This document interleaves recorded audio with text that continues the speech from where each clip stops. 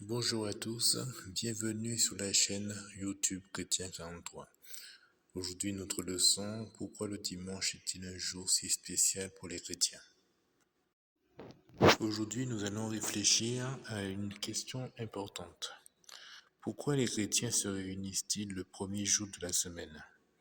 Est-ce une tradition inventée par les hommes? Ou est-ce un enseignement qui trouve son origine dans le Nouveau Testament?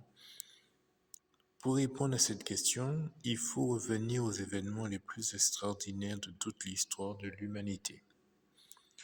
Le premier jour de la semaine, très tôt le matin, Jésus-Christ est sorti victorieux du tombeau. Marc 16, verset 9 nous dit, Jésus étant ressuscité le premier jour de la semaine, apparut d'abord à Marie de Magdala. La résurrection est le fondement de la foi chrétienne. Sans elle, notre foi serait vaine, comme l'écrit l'apôtre Paul dans 1 Corinthiens 15, verset 14, qui nous dit, si Christ n'est pas ressuscité, notre prédication est donc vaine et votre foi aussi est vaine. Ce même dimanche, Jésus apparut également à 2 disciples qui se rendaient à Emmaüs. Pendant le repas, lorsqu'il prit le pain, le bénit, le rompit et leur donna, les yeux s'ouvrirent et le reconnurent. Luc 24, versets 30 à 31 rapporte ce moment bouleversant. Plus tard dans la soirée, alors que les disciples étaient réunis derrière des portes fermées par crainte des autorités, Jésus se tint soudain au milieu d'eux et leur dit, « La paix soit avec vous », selon Jean 20, verset 19. 8 jours plus tard, c'est-à-dire le dimanche suivant, selon la manière juive de compter les jours, les disciples étaient encore réunis lorsque Jésus leur apparut de nouveau, cette fois en présence de Thomas, en Jean 20, versets 26 à 29. Le Nouveau Testament insiste donc à plusieurs reprises sur le fait que la résurrection de Jésus et ses apparitions aux disciples ont eu lieu le premier jour de la semaine. Mais ce n'est pas tout.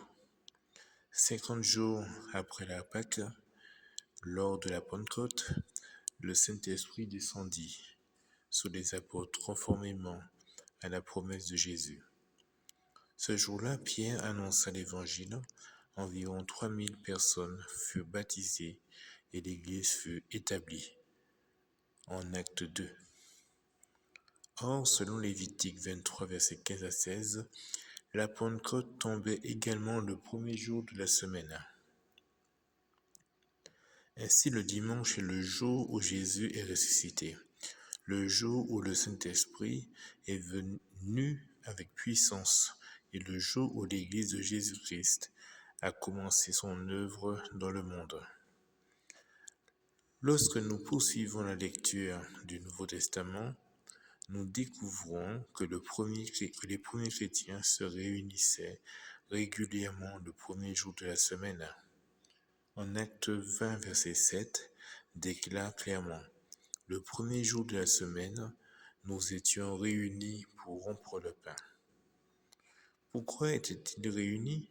Le texte répond lui-même, pour rompre le pain, c'est-à-dire pour participer à la Sainte Seine en mémoire du sacrifice de Jésus-Christ.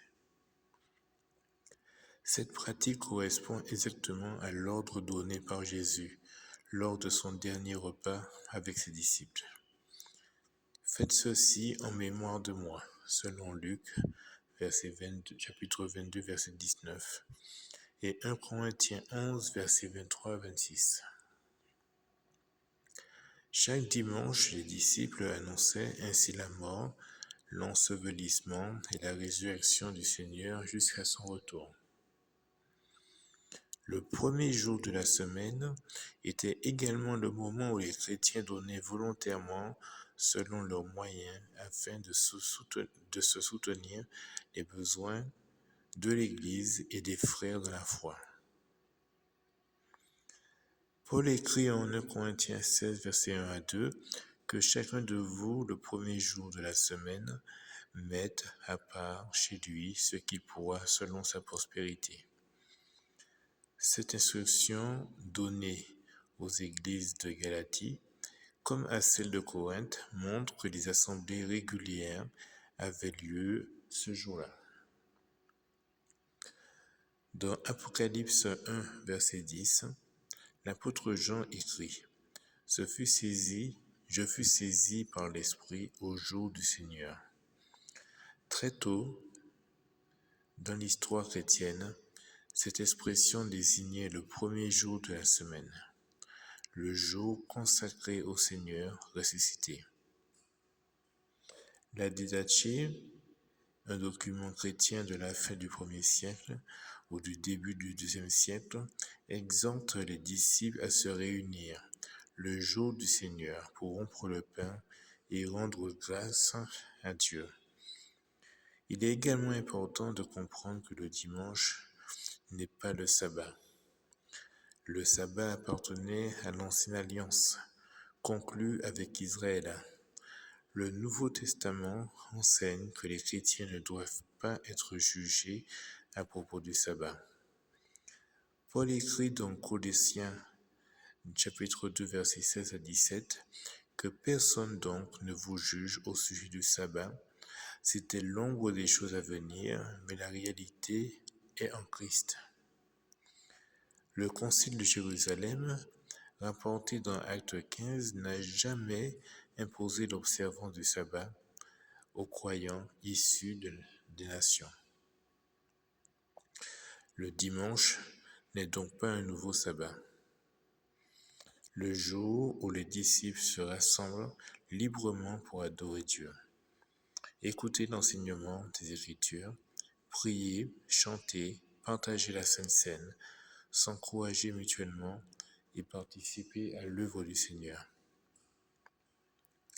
En Hébreux chapitre 10, versets 24 à 25, nous rappelle « Veillons les uns sur les autres pour nous exciter à l'amour et aux bonnes œuvres. N'abandonnons pas notre assemblée. » Depuis les premiers siècles, les disciples de Jésus ont continué à se réunir le premier jour de la semaine. Des auteurs chrétiens anciens comme la Didaché, Barnabé ou Justin le Martyr témoignent tout de cette pratique, non comme une invention humaine, mais comme la continuité naturelle de l'enseignement apostolique. En conclusion, chers frères et sœurs et amis, le dimanche est spécial parce que Jésus est ressuscité ce jour-là. C'est le jour où il s'est manifesté à ses disciples. C'est le jour où le Saint-Esprit est descendu. C'est le jour où l'Église est née.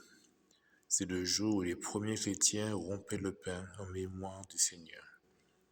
Et c'est le jour où ils se rassemblaient pour adorer Dieu et s'encourager mutuellement.